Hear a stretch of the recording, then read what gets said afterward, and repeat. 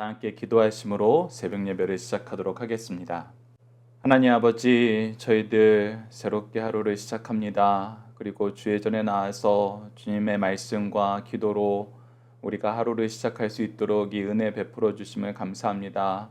저희들 주의 날을 통해서 하나님의 말씀을 듣고 그 안에서 성도의 귀한 교제를 나누고 하나님의 축복의 말씀을 가지고 이 세상에 나가오니 주여 우리로 주의 말씀으로 승리하게 하시고 우리가 직면한 여러 가지 어려운 문제들에 대해서 주의 뜻을 따라서 주님이 우리를 인도하시는 그 삶을 순종함으로 이겨나가게 하시옵고 무엇보다도 우리 각자가 개인의 삶 속에서 죄에 대해서 민감하여지고 죄를 이기고 죄의 길을 미리 피할 수 있는 지혜를 허락하여 주시옵소서. 함께 하심을 믿사오며 예수님 이름으로 기도드리옵나이다. 아멘. 다 함께 찬송가 515장 눈을 들어 하늘 보라 515장으로 함께 찬양 드리도록 하겠습니다. 눈을 들어 하늘 보라 어지러운 세상 중에 곳곳마다 상한 영의 탄식 소리 들려온다. 빛을 잃은 많은 사람 길을 잃고 헤매이며 당자처럼 기진하니 믿는 자여 어이할 곳 눈을 들어 하늘 보라 어두워진 세상 중에 외치는 자 많건만은 생명수는 말랐어라. 죄를 대속하신 주님 선한 일꾼 찾으시나 대답하리 어디 있나 믿는 자여 어이할 곳 눈을 들어 하늘 보라 살아계신 주 하나님 약한 자를 부르시어 하늘 뜻을 전하셨다. 생명수는 홀로 예수 처음이요 나중이라. 주님 너를 부르신다. 믿는 자여 어이할 곳 눈을 들어 하늘 보라 다시 사신 그리스도 만 백성을 사랑하사 오래 참고 기다리네 인내하신 우리 구주 의의 심판하시는 날 곧 가까이 많은데 믿는 자여 어이할 곳 아멘. 함께 사도신경을 내용으로 우리의 신앙을 하나님 앞에 정중히 고백하도록 하겠습니다. 나는 전능하신 아버지 하나님 천지의 창조주를 믿습니다. 나는 그의 유일하신 아들 우리 주 예수 그리스도를 믿습니다. 그는 성령으로 잉태되어 동정녀 마리아에게서 나시고 본디오 빌라도에게 고난을 받아 십자가에 못 박혀 죽으시고 장사된 지 사흘 만에 죽은 자 가운데에서 다시 살아나셨으며 하늘에 오르시어 전능하신 아버지 하나님 우편에 앉아 계시다가 거기로부터 살아있는 자와 죽은 자를 심판하러 오십니다. 나는 성령을 믿으며 거룩한 공교회와 성도의 교제와 죄를 용서받는 것과 몸의 부활과 영생을 믿습니다. 아멘. 오늘 우리에게 주신 하나님의 말씀, 우리가 함께 나눌 말씀은 누가복음 101강으로 누가복음 21장 5절에서 19절 말씀입니다. 누가복음 101강 21장 5절에서 19절 말씀 제가 봉독해 드리도록 하겠습니다. 어떤 사람들이 성전을 가리켜 그 아름다운 돌과 헌물로 꾸민 것을 말하매 예수께서 이르시되 너희 보는 이것들이 날이 이르면 돌 하나도 돌 위에 남지 않고 다 무너뜨려지리라. 그들이 물어 이르되 선생님이여 그러면 어느 때 이런 일이 있겠사오며 이런 일이 일어나려 할 때 무슨 징조가 있사오리까? 이르시되 미혹을 받지 않도록 주의하라. 많은 사람이 내 이름으로 와서 이르되 내가 그러하면 때가 가까이 왔다 하겠으나 그들을 따르지 말라. 난리와 소요의 소문을 들을 때 두려워하지 말라. 이 일이 먼저 있어야 하되 끝은 곧 되지 아니하리라. 또 이르시되 민족이 민족을 나라가 나라를 대적하여 일어나겠고 곳곳에 큰 지진과 기근과 전염병이 있겠고 또 무서운 일과 하늘로부터 큰 징조들이 있으리라. 이 모든 일 전에 내 이름으로 말미암아 너희에게 손을 대어 박해하며 회당과 옥에 넘겨주며 임금들과 집권자들 앞에 끌어가려니와 이 일이 도리어 너희에게 증거가 되리라. 그러므로 너희는 변명할 것을 미리 궁리하지 않도록 명심하라. 내가 너희의 모든 대적이 능히 대항하거나 변박할 수 없는 구병과 지혜를 너희에게 주리라. 심지어 부모와 형제와 친척과 벗이 너희를 넘겨주어 너희 중에 몇은 죽이게 하겠고 또 너희가 내 이름으로 말미암아 모든 사람에게 미움을 받을 것이나 너희 머리털 하나도 상하지 아니하리라. 너희의 인내로 너희 영혼을 얻으리라. 아멘. 오늘 본문 말씀을 주의 재림에 대비하자 이 내용으로 우리가 3일간 함께 말씀을 나누는데 오늘은 그 첫 번째 시간입니다. 누가복음 21장 5절에서 19절 말씀을 저희들 크게 두 단락으로 나눠서 함께 묵상하도록 하겠습니다. 첫 번째 단락은 5절에서 11절 말씀입니다. 심판의 때가 가까이 올 때 어떤 징조가 있나요? 키워드는 성전 회파되고 징조가 나타나는데 미혹하는 거, 난리와 소요, 대적, 지진, 기근, 전염병, 무서운 일, 하늘의 큰 징조 등이 나타난다는 것입니다. 자, 5절 말씀을 보시죠. 어떤 사람이 성전을 가리켜 그 아름다운 돌과 헌물로 꾸민 것을 말하매, 자, 여기서 나오는 사람들은 예수님을 따르는 사람들입니다. 지금 예루살렘에서는 극렬하게 두 그룹이 대치를 하고 있어요. 예수님을 따르는 그룹과 예수님을 죽이려는 그룹. 특히 예수님을 따르는 그룹들이 지금 현재는 숫자가 훨씬 더 많습니다. 그리고 예수님이 죽이려는 그룹들은 숫자는 적지만 지도층 인사들이에요. 이들이 예수님을 고발하려고 여러 가지 방면으로 예수님을 시험했습니다. 그러나 예수님께서는 도리어 지혜의 말씀으로 하나님의 능력으로 이 모든 시험을 이기고 그들을 향하여 하나님의 바른 교훈을 도리어 선포하셨어요. 그러자 예수님을 따르는 이 사람들은 이제 많이 자기가 상승되고 있습니다. 그리고 곧 그의 제자들 중에는 이 성의 주권을 예수님이 왕이 되시고 그를 따르는 사람들이 잡을 거라고 좋아하고 있어요. 그러면서 이 성을 다시 한번 보는 겁니다. 특히 성전을 다시 한번 보는 거예요. 이 모든 것을 이제 우리가 차지할 영광으로 보고 있는 거거든요. 그래서 이 성전을 보고 그 아름다운 돌과 헌물로 꾸며진 것에 대해서 찬송을 하게 됩니다. 참 아름답고 좋구나. 이거 얼마나 영광스럽습니까? 그러면서 이제 이 영광이 우리의 것이 될 거라는 그런 기대감을 가지고 예수님한테 얘기하는 것입니다. 그런데 예수님은 정반대의 이야기를 하시죠. 그것이 6절입니다. 너희 보는 이것이 날이 이르면 돌 하나도 돌 위에 남지 않겠고 다 무너뜨려지리라. 이미 이스라엘 백성은 모든 것이 무너지는 경험을 한 차례 했어요.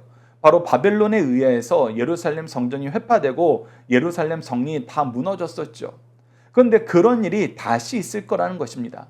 즉 이 영광을 너희들은 차지할 것으로 생각하나 너희들은 도리어 무엇을 준비해야 된다?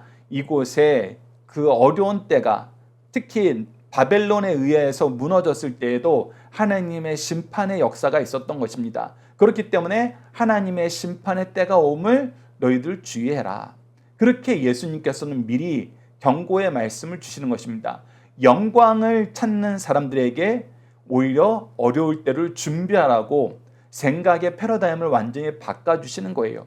그러자 이제 사람들의 생각이 바뀌게 됩니다. 그리고 어쩌면 두려웠을 거예요. 여전히 예수님이 말씀하신 그 뜻을 찾지 못하고 깨닫지 못하고 자기네들의 좋은 대로 해석하면서 이 질문이 나왔을 수도 있어요. 왜? 자기네들이 영광을 차지할 것 같은데 이 영광이 그러면 오래가지 않는다는 거야? 일장춘몽이 된다는 거야? 이렇게 생각할 수 있잖아요. 그래서 7절처럼 질문을 합니다. 그들이 물어 이르되 선생님이여 그러면 어느 때에 이런 일이 있겠사오며 이런 일이 일어나려 할 때에 무슨 징조가 있사오리까? 그러면 우리가 큰 권세를 잡았는데 이것이 오래가지 않는다는 거예요? 아니면 오래가지만 나중에 우리가 큰 일이 겪어내니까 그때는 미리 대비하란 말씀이에요. 그때 어떤 징조가 있겠습니까? 라고 물어볼 때 예수님은 도리어 이들의 권력에 대해서 이 성의 아름다움에 대해서 여전히 얘기하지 않으시고 무엇을 얘기하세요? 구속사를 얘기하세요. 하나님께서 예수님을 통해서 구원을 완성하시지만 이 구원의 역사를 거절할 때에는 이 성의 심판이 있을 거라고 말씀하셨어요. 예수님께서도 이 경고의 말씀을 하셨어요. 그런데 그것을 깨닫지 못하는 제자들에게 그때를 다시 한번 준비하라고 얘기를 하는 것입니다. 그래서 그때 어느 징조가 있는지 가르쳐주는데 그것이 바로 8절에서 11절까지입니다.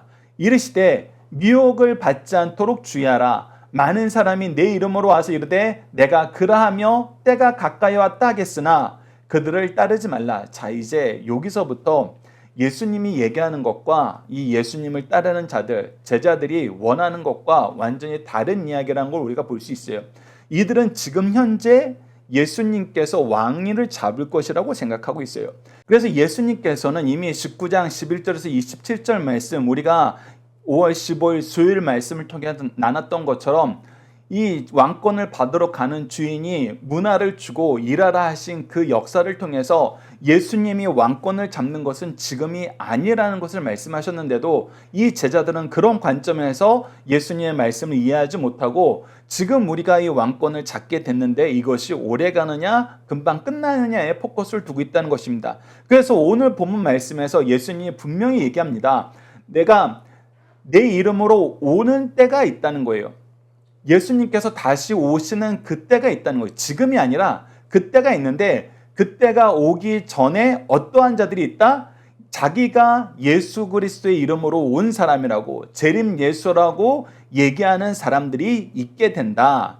그런데 그들은 미혹하는 자들이니 너희들이 그들의 말을 따르지 말라. 그리고 이때 이런 거짓 선생들이 많이 나오면서 여러 가지 난리와 소요의 소문들이 들려서 우리를 두렵게 할 것이다. 그래서 많은 부분이 은혜의 복음, 평화의 복음, 자유하게 하는 복음, 사랑의 복음, 생명의 복음이 아니라 오히려 우리가 공포에 떨게 하는 공포 마케팅이 더 많이 생긴다는 거예요. 우리가 이단들의 행동을 통해서 이것을 얼마나 자주 봅니까? 그들이 평안을 얘기하면서 자유를 얘기하면서 사랑을 얘기하면서 섬김을 얘기하면서 교세를 확장하는 거 아니에요. 오히려 공포 마케팅을 통해서 여기에 안 들어오면 너희들 죽어, 다 지옥 가, 이런 식으로 사람들을 유혹했잖아요. 근데 그런 악한 소문들로, 두려운 소문들로 사람들을 미혹하는 일이 거짓 선생들을 통해서 일어난다는 것입니다. 그러나 그때도 아직 끝이 아니라는 거예요. 그 이후에 계속해서 일어나는 일들이 있습니다. 그것이 10절입니다. 또 이르시되 민족이 민족을, 나라가 나라를 대적하여 일어나겠고 곳곳에 큰 지진과 기근과 전염병이 있겠고 또 무서운 일과 하늘로부터 큰 징조들이 있으리라. 특히 마지막 부분에 큰 징조들이라고 얘기하면서 이것이 한두 번으로 끝나는 것이 아니라 자주 나타난다는 거예요. 여러분, 이 부분은 우리가 너무나 피부로 생생하게 느끼고 있지 않습니까? 제가 어렸었던 70년대, 80년대, 아니 90년대, 더 나아가서 2000년 이전에는 없던 일들을 우리가 지금은 얼마나 많은 것을 경험해요. 우리가 여러 가지 전염병과 기근과 지진과 무서운 일들을 얼마나 많이 얘기합니까? 특히 미디어가 발달하면서 더 많이 드러났다고 하지만 더 많이 드러나게 되는 이 모습을 통해서 사람들이 이렇게 악한 일을 아무런 두려움 없이 하네? 그것을 듣고 사람들은 도리어 선한 일은 배우기는 거절하고 게으른데 이 악한 일은 얼마나 열심히 배우는지 전 세계에서 악한 지도자들을 보면은 누가 더 악할 수 있나 경쟁하는 것처럼 요즘에는 서로 더 악한 일을 했다라고 뉴스에 나오잖아요. 그래서 우리가 소식이 더 밝아져서 전 세계가 이 연결망으로 연결돼서 예전에 몰랐던 것을 알게 되는 것 같아 라고 생각하기에는 그 한계가 너무나 커지고 있고 서로 경쟁하듯이 이 악을 키우고 있기 때문에 도리어 우리가 이 말씀처럼 무서운 일과 큰 징조들이, 큰 어려움에 대한 징조들이 더 많아지고 있다는 것을 우리가 생생하게 느끼게 됩니다. 이런 것이 있을 때가 바로 예수님이 오실 때가 가까워지는 것이다. 이 말씀을 예수님께서 제자들에게 가르쳐 줬어요. 그래서 다시 한번 여러분들 기억하십시오. 예수님은 사람들의 생각과 사람들이 원하는 것이 있을 때 그것은 틀린 거야. 너희들 거기서 벗어나서 내가 얘기하는 거에 주목해. 이렇게 가르칠 수도 있는 부분을 대부분은 그들의 생각과 사상을 토대로 그들의 궁금증을 풀어주는 형식으로 얘기하시면서 그들을 어디로 이끌고 가요? 하나님의 구속사로, 하나님의 주권적인 역사의 흐름으로 그들의 생각과 사고를 끌어올리세요. 잡아당기시고 계세요. 그래서 그들이 처음부터 그냥 거부하게 만드는 것이 아니라 처음에 자기들이 궁금해한 거에 대한 말씀을 듣다가 보면은 생각의 중심이 처음엔 내가 중심이 돼서 예수님께 질문했는데 듣다 보면 누가 중심이 돼서 내가 이 말씀을 해석하게 돼요? 예수님의 말씀, 하나님의 뜻이 중심이 돼서 이 말씀을 해석하게 되더라. 이 예수님의 교육 방법도 우리가 주의 깊게 살펴봐야 됩니다. 함께 묵상할 말씀을 통해서 이 내용을 좀 더 보도록 하겠습니다. 특히 마가복음 13장 32절 말씀은 우리가 자주 나눈 말씀인데 그때가 언제고 그때 어떤 징조가 있겠습니까? 라고 했을 때 예수님께서 그때에 대한 말씀을 하셨어요? 안 하셨어요? 안 하시고 그냥 징조를 얘기하셨어요. 왜 그러냐면 이 때에 대한 해석이 매우 주의 깊게 해야 되기 때문이에요. 우리가 마태복음 말씀과 마가복음 말씀에 동일한 말씀이 기록되어 있는데 오늘은 마가복음 13장 32절을 통해서 봅시다. 그러나 그 날과 그때는 아무도 모르나니 하늘에 있는 천사도 아들도 모르고 아버지만 아시느니라. 그때가 정확하게 언제인지는 오직 성부께서만 아신다는 거예요. 성자도 천사도 모른다는 거예요. 성부께서는 오셔야 되는 분이고 천사는 이것을 맞아요 준비하고 일해야 되는 존재들인데 그들에게도 안 가르쳐줬다는 거예요. 오직 성부께서만 아신다. 그래서 그때가 언제라고 얘기하면서 너희들 미혹하는 거짓 선지자들, 거짓 그리스도들 너희들 구분하여 봐라. 이 말씀이 중심이 되면은 능히 구분할 수 있다. 그리고 이 우리를 유혹하는 사람들은 태반이 어디에서 시작했다? 우리 안에서 시작했다. 교회 공동체 안에서 시작했다는 걸 우리가 보여줘요. 그래서 요한일서 2장 19절 말씀을 보면은 그들이 우리에게서 나갔으나 우리에게 속하지 아니하였나니 만일 우리에게 속하였더라면 우리와 함께 거였으리니와 그들이 나간 것은 다 우리에게 속하지 아니함을 나타내려 함이니라. 즉 우리 안에서 있다가 나가서 더욱 우리를 반대하는 족속이 됐다는 거예요. 반대하는 집단이 됐다는 것입니다. 이것이 바로 거짓 선지자들, 미혹하는 사람들의 특징이라는 거예요. 디모데후서 4장 3절에서 4절을 보시죠. 때가 이르니 사람이 바른 교훈을 받지 아니하며 귀가 가려워서 자기의 사욕을 따를 스승들을 많이 두고 또 그 귀를 진리에서 돌이켜 허탄한 이야기를 따르리라. 자, 이 부분을 보면은 지금 제자들이 하는 이런 행태가 더 심해질 거란 걸 알아요. 제자들도 예수님이 가르쳐준 이 구속의 길을 가기보다는 앞에서 문화의 비유를 통해서 지금 왕권을 잡으러 올라가는 것이 아니라고 누차 얘기하고 우리가 마태복음을 통해서 확인하는 것은 예수님께서 베드로의 신앙 고백을 들은 이후부터 그리고 변화산에서 영광의 모습을 보여준 이후에도 계속해서 세 차례나 마태복음에 기록된 것은 세 차례나 이번에 예수님이 올라가시는 것은 고난을 받고 죽임을 당하고 다시 부활할 것이라는 걸 가르쳐줘요. 그래도 안 믿어요. 그래도 내가 원하는 걸 듣고 싶어 해요. 그 영광이 이루어졌다는 얘기를 듣고 싶어 해요. 그것이 바로 이 디모데후서 4장 3절에서 4절에서 나타나는 특징과 맥을 이어가는 거예요. 근데 이것이 말세가 되면 더 심해진다. 그래서 바른 교훈을 받지 않으려는 사람들이 많다. 지금 제자들이 예수님의 교훈을 일부만 듣고 일부는 거절하는 것처럼 오히려 더 열심히 거절하는 사람들이 많아진다. 그런데 그러면서 무엇을 따른다? 자기 사욕을 채워주는 스승들을 두길 기뻐한다. 제자들 입장에서도 지금 예수님은 자기 사역을 이루어질 주로 지금 생각하는 거예요. 그런 선생으로 생각하는 것입니다. 근데 예수님이 아니라고 계속 얘기하죠. 또 길을 진리에서 돌이켜 허탄한 이야기를 따르라. 그런데 이제 교회 안에 거짓 선생들이 넘치게 되고 이 세상에 거짓 선생들이 넘치게 되면은 이제 이 사역을 채워주는 것으로 가는 사람들이 많아진다는 거예요. 우리가 요즘에 참 신앙생활하기 힘들다라고 얘기했을 때 이런 특징이 세상에서는 정당한 거, 도리어 옳은 걸로 표출이 되고 있어요. 무엇이냐면 세상 사람들 입장에서는 진리는 없어요. 특히 민주주의 사회에서는 바로 민중들이 생각하는 것이 선이 돼요. 그 선이 아니고 거기서 나오는 악도 민중들이 책임을 지는 거예요. 왜? 민주주의니까. 사람들에 의해서 되는 거니까. 다수결이니까. 그래서 사람들의 생각을 따르는 것이 의이고 사람들의 생각을 잘 반영시키는 것이 리더의 덕목이라고 얘기하는 시대예요. 근데 앞으로 이것은 더욱더 커질 거라는 거예요.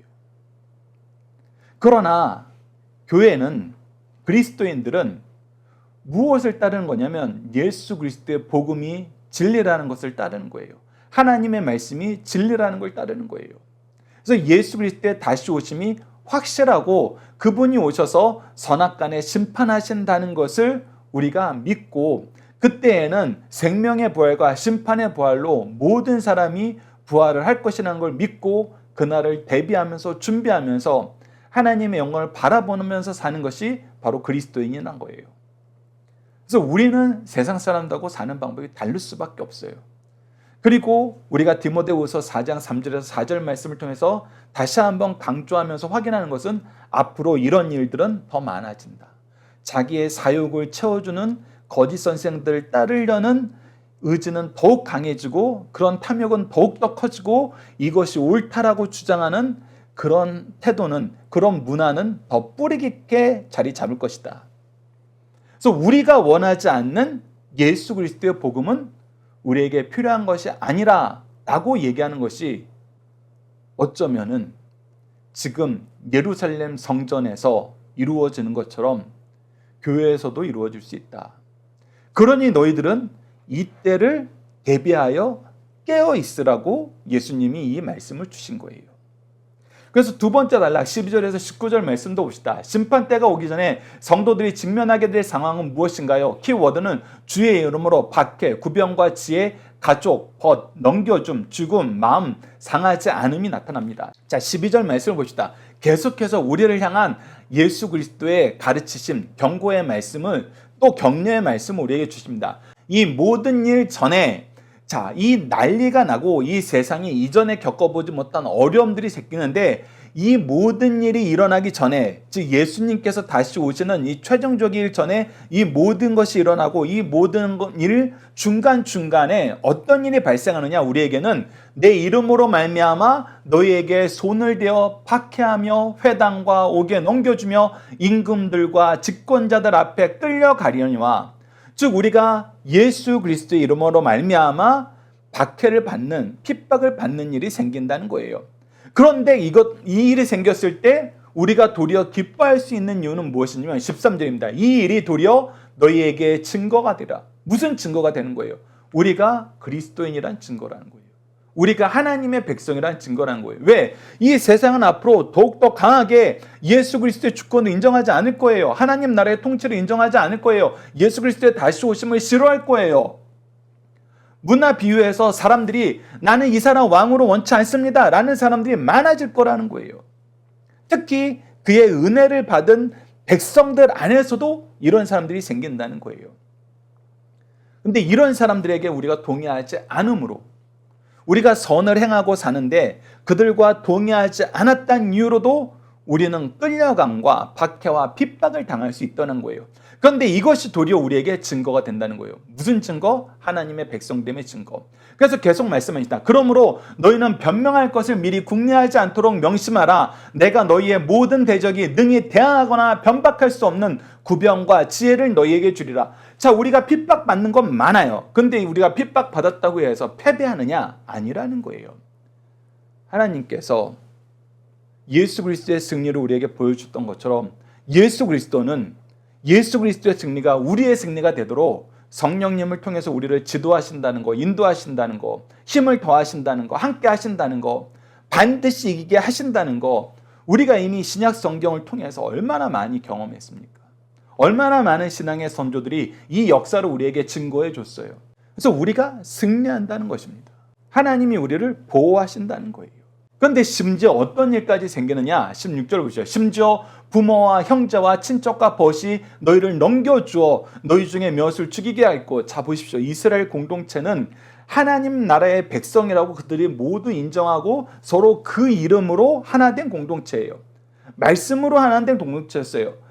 예배로 하나 된 공동체였어요. 그런데 이들이 하나님이 보내신 메시아를 거부하면서 어디까지 갔냐면 예수 그리스도의 이름으로 승리를 이룬 이 역사의 주인공들도, 우리가 자주 표현하는 표현으로는 구속사의 능력 있는 일꾼들까지도 이들을 통해서 하나님이 일이 이루어지는 것을 보면서도 어떻게 한다는 거예요? 넘겨준다는 거예요. 막으려 한다는 거예요. 싫어한다는 거예요.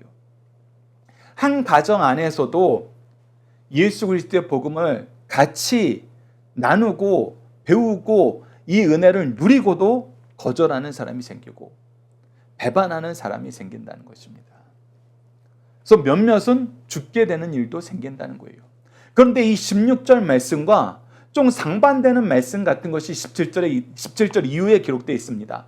또 너희가 내 이름으로 말미암아 모든 사람에게 미움을 받을 것이나 너희 머리털 하나도 상하지 아니하리라. 아니, 위에서는 분명히 몇몇이 죽겠고라고 얘기했는데 어떻게 18절에서는 너희 머리털 하나도 상하지 아니할 것이라고 얘기하나요? 죽는 것과 상하지 않는 것은 완전히 반대되는 이야기 아닌가요? 우리가 그렇게 생각할 수 있어요. 자, 그러나 우리가 이 내용을 함께 묵상할 말씀을 통해서 어떤 의미로 이 말씀을 우리에게 주셨는지 요한복음 말씀과 연결해서 한번 보도록 하겠습니다. 자, 우선은 우리가 핍박을 당하는 거 마태복음 5장에서 팔복을 선언할 때 미리 얘기하신 거예요. 마태복음 5장 10절에서 12절을 봅시다. 의를 위하여 박해를 받는 자는 복이 있나니 천국이 그들의 것임이라. 나로 말미암아 너희를 욕하고 박해하고 거짓으로 너희를 거슬려 모든 악한 말을 할 때에는 너희에게 복이 있나니. 오히려 이것이 복이라는 거예요. 이것이 증거라는 거예요. 왜 그러냐면 기뻐하고 즐거워하라. 하늘에서 너희의 상이 큼이라. 하나님께서 너희와 함께 하시고 너희들의 고난에 대해서 신원해주고 계신다. 이기게 하신다. 재판하신다. 너희 전에 있던 선지자들도 이같이 받게 하였느니라. 우리 신앙의 선조들도 이 과정을 겪으면서 한 명도 낙오되거나 패배한 사람이 없더라. 너희들은 이 승리의 역사를 계승해 나가는 하나님의 자녀들이 되어라. 사도행전 14장 22절 보시죠. 제자들의 마음이 굳게 하여 이 믿음에 머물러 있으라 권하고, 또 우리가 하나님의 나라에 들어가려면 많은 환난을 겪어야 할 것이니라고. 예, 환난이 오게 돼 있어요. 그러나 이 환난으로 말미암아 우리가 패배하는 거 아니에요.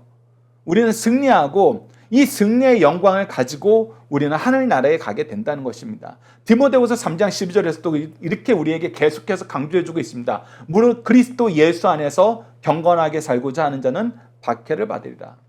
우리가 앞으로 이 세상을 살 때에는 박해가 반드시 있다는 거 예수님이 미리 경고해 주시는 거예요. 그러면서 동시에 무엇을 얘기해 줘요? 승리를 얘기해 줘요. 자, 이제 요한복음 14장 26절과 10절 말씀을 통해서 우리가 승리하는 이 내용, 우리가 죽임을 당하나 머리털도 상하지 않는다는 내용이 무엇인지 한번 확인해 봅시다. 자, 요한복음 14장 26절을 보시죠. 보혜사 곧 아버지께서 내 이름으로 보내실 성령, 그가 너희에게 모든 것을 가르치고 내가 너희에게 말한 모든 것을 생각나게 하리라. 즉 우리가 그들을 이길 수 있는, 우리를 모함하고 공격하고 우리가 잘못했다라고 공격하는 모든 악한 세력들을 이길 수 있는 구변과 언변을 성령님을 통해서 우리에게 주셔서 우리가 이기게 하신다는 거예요. 성령님이 우리를 떠나지 않으신다는 것입니다. 그리고 나서 요한복음 10장 28절 29절 보면 내가 그들에게 영생을 주노니 영원히 멸망하지 아니할 것이요 그들을 내 손에서 빼앗을 자가 없으리라. 그들을 주신 내 아버지는 만물보다 크심에 아무도 아버지 손에서 빼앗을 수가 없느니라. 네, 우리가 죽임을 당하나 근데 이 죽음이 우리 그리스도인들에게는 어떤 의미냐는 거예요. 이 죽음이 멸망이고 패배가 아니잖아요. 우리에겐 부활의 영광이 있어요. 부활의 승리가 있습니다. 부활의 기쁨이 있죠. 그래서 죽음은 우리에게 패배가 아니에요. 오히려 우리의 패배는, 우리의 상함은 무엇이냐면 우리가 예수 그리스도를 떠나는 거예요. 이거는 죄악 세력과 우리 그리스도인들이 동일하게 가진 기준이에요. 우리가 경기 규칙을 정할 때 골대에 골을 넣어야지 점수가 늘어나는 것입니다. 그래서 점수를 가지고 우리가 경기의 승패를 좌웁니다 하면은 어떤 방식으로 무슨 경기를 하였든 간에 이 골을 넣는 것이 중요해요. 그런 것처럼 우리의 영적인 전쟁은 무엇이 승리와 패배의 기준이냐면 예수 그리스도의 이름을 의지하고 그것을 붙잡고 사느냐, 그 이름에서 떨어져 나가느냐예요.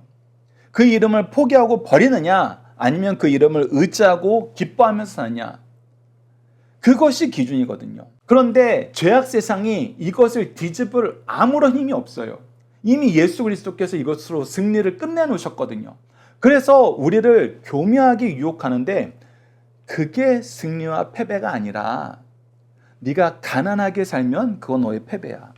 네가 이번 시험 통과 못하면 그게 네 패배야. 죄를 져서라도 네가 원하는 것을 얻는 것이 승리지.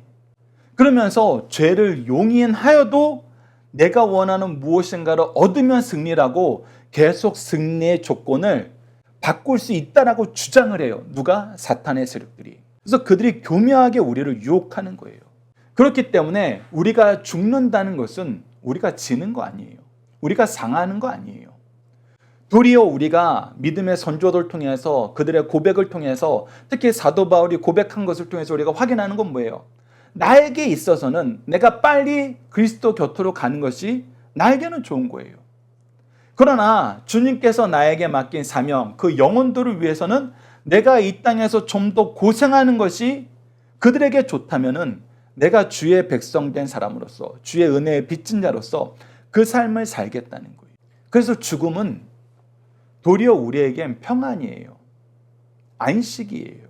우리가 상한다는 것은 우리가 예수 그리스도의 이름을 외면하게 되고 죄악과 짝하게 되고 죄악에 이용당하는 삶을 사는 것이 상하는 거란 거예요. 그런데 이런 부분은 하나님께서 철저하게 막으신다. 그러니 걱정하지 마라. 너희들이 하나님을 인정하고 의지하면 승리하게 된다. 이 내용으로 우리에게 말씀하여 주시는 것입니다. 그래서 마지막 19절, 너희의 인내로 인내하라. 인내로 너희 영혼을 얻으리라. 하나님이 구원의 때가 오면은 이 모든 것을 밝히 드러나게 하시고 그 전에도 성령님을 통해서 너희에게 승리를 주신다. 세상 사람들이 이거 아니야 라고 얘기하는 거를 인내하라는 거예요. 우리의 승리가 오지 않는 것을 인내하면서 참으라는 것이 아니라 우리는 죄를 짓지 않는 거, 예수 그리스도의 이름에서 떠나지 않는 거, 우리가 예배자의 자리를 포기하지 않는 게 승리라고 그러는데 세상은 끝까지 그거 아니라 그래요. 끝까지 다른 것이 승리의 내용이라고 우리를 끊임없이 유혹하는데 우리한테 그것 참으라는 거예요. 이미 우리는 죄를 이겼다.